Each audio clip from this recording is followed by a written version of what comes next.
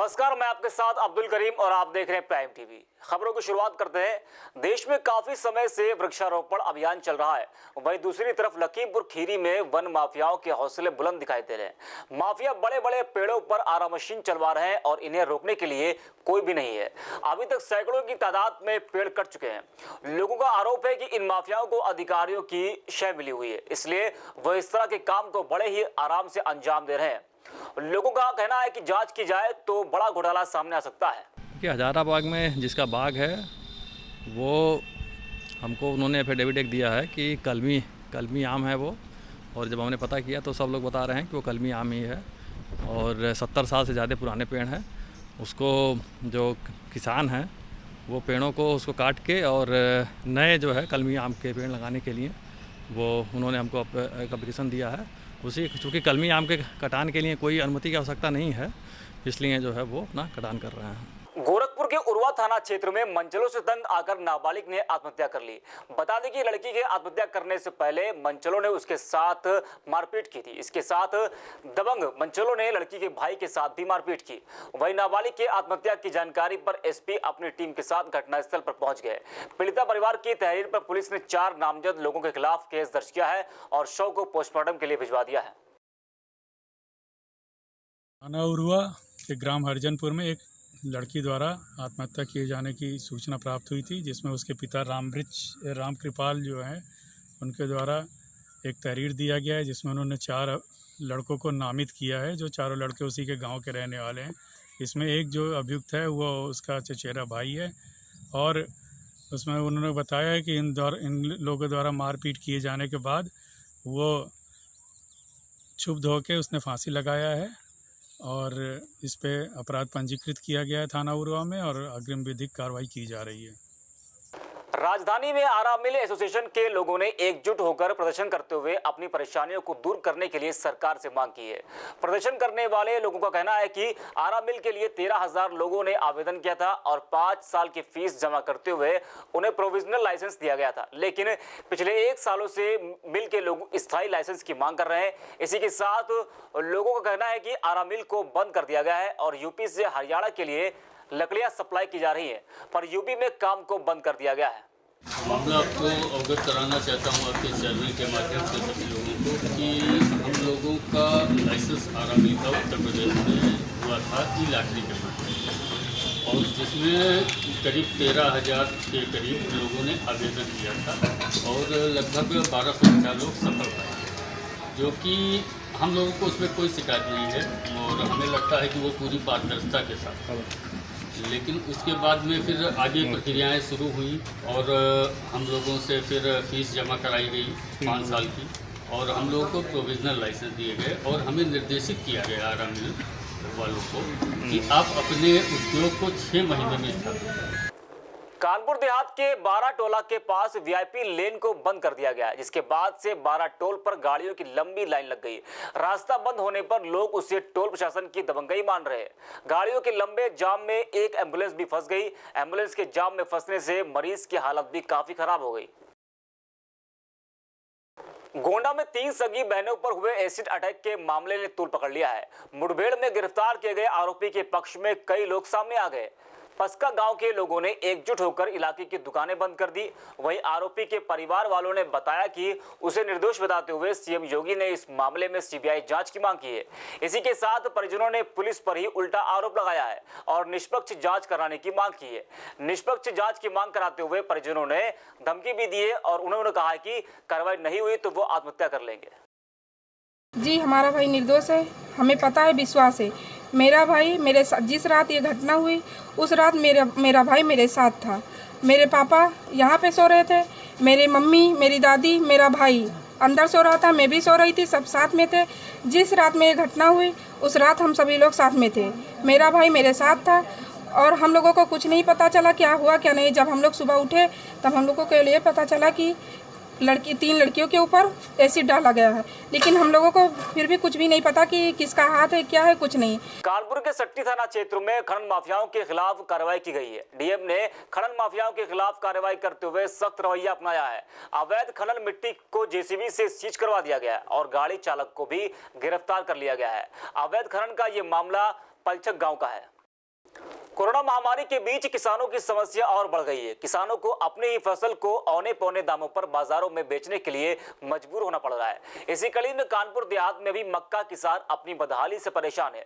मक्का किसानों की माने तो पहले तो महंगा बीज और कीटनाशक का प्रयोग करके फसल को तैयार करें, उसके बाद पैदावार के बदले में उन्हें सही दाम भी नहीं मिल पा रहा है। किसानों की समस्या दूर करने के लिए डीएम ने कार्रवाई की बात कही है। मक्का की फसल तो कुछ कीड़े बीमारी आई उसमें हम लोगों ने कीटनाशक का छिड़काव किया। मक्का की फसल औसतन ठीक हुई। फिर उसके बाद आप किस तरीके से मार्केट में भाव मिला, क्या बाज़ार में? मार्केट में 950 रुपये मक्का बिकी, जबकि पिछली वर्ष 1800 से 2000 तक बिकी थी।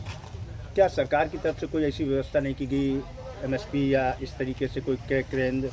सरकार की तरफ से 55 वर्ष की उम्र में कभी मक्का का क्रय केंद्र न तो देखा न कभी बेचा। मक्का की सर्वप्रथम फसल ऐसी रही कि शुरुआती दौर पे काफ़ी कीटनाशकों का प्रयोग करना पड़ा, क्योंकि फसल में कीड़े लग रहे थे जिससे नुकसान हो रहा था। उसके बाद लास्ट तक फसल बहुत अच्छी हुई, जाके पिछले वर्ष से अच्छी हुई जाके फसल। समस्या ये आई कि जब हम उसको मूल्य नहीं मिल पा रहा है, मंडी समितियां मक्का खरीद नहीं रही हैं, शासन के द्वारा कोई व्यवस्था नहीं की गई है मक्का खरीदने के लिए। ये बात मैं आपकी सहमत हूँ। और कल मैंने औरैया में जब मैं गया था तो औरैया में डीएम से बात की थी, तो उन्होंने एक कमेटी बनाई और उन्होंने इस काम को कल से शुरू किया है। औरैया में हमें बताया था कि 1200 रुपये मक्का खरीदी जा रही है, लेकिन हमारा मानना ये है कि जो एमएसपी सरकार ने सुनिश्चित की है उसके ही अकॉर्डिंग सरकार को वो किसानों की फसल का खरीदारी हो, और इसमें कहीं गड़बड़ी है तो मैं आज ही अभी कानपुर के देहात के डीएम से बात करूंगा, और मैंने डीएम औरैया और इटावा बात की है, लेकिन यहाँ भी बात करूंगा जो आपने सवाल उठाया। कानपुर देहात के अकबरपुर कोतवाली क्षेत्र में पुलिस को सफलता हाथ लगी है। पुलिस ने डीजल चोरी करने वाले गिरोह के 3 सदस्यों को गिरफ्तार किया है। डीजल चोर के 2 शातिर अभी भी फरार हैं, जिनकी पुलिस तलाश कर रही है। पकड़े गए शातिरों के पास से पुलिस ने तमंचा, कारतूस और सहित चोरी हुए 20 लीटर डीजल को भी बरामद किया है। बस्ती के कलवारी थाना क्षेत्र में अंतर्राज्यीय ठगी गिरोह का भंडाफोड़ किया गया है। एसपी और उनकी टीम को पिछले काफी समय से ठगी के बारे में फीडबैक मिल रहा था। पुलिस ने गैंग के 4 सदस्यों को पकड़ते हुए कहा कि गिरोह के सदस्य लोगों को ऑनलाइन ठगी का शिकार बनाते थे।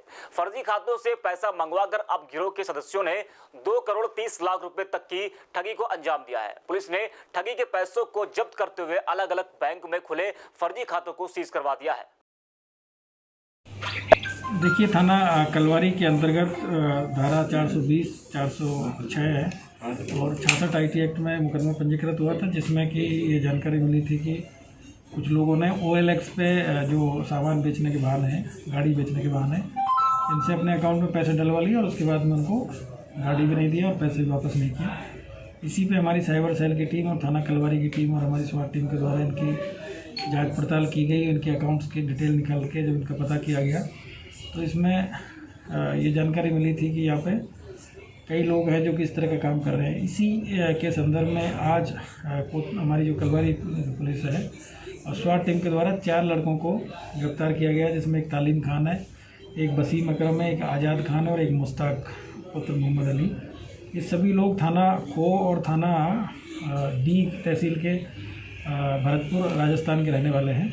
और ये लोग जब इनका पूरा इनसे पूछताछ किया गया, इनसे पूरी जांच पड़ताल की गई और इनके जो बैंक अकाउंट्स हैं उनकी डिटेल लिया गया, तो इनके पास से करीब 15 जो बैंक अकाउंट्स हैं जो कि भिन्न भिन्न बैंकों में, जैसे ICICI बैंक है, Punjab national bank, state bank of India है और अन्य कई बैंकों में इनके द्वारा अकाउंट्स खोले गए थे। और उस अकाउंट्स में ये लोगों से इसी तरीके से ऑनलाइन जो OLX पे गाड़ी बेचने के नाम पे एडवर्टाइजमेंट करते थे और फिर पैसा डलवा के और फिर लोगों का पैसा हड़प लेते थे। औरैया के सदर कोतवाली इलाके में 2 शातिर लुटेरों को गिरफ्तार करते हुए पुलिस ने सफलता हासिल की है।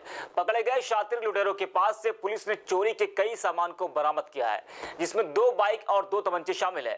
पुलिस ने शातिर चोरों के खिलाफ कार्रवाई करते हुए उन्हें जेल भिजवा दिया है।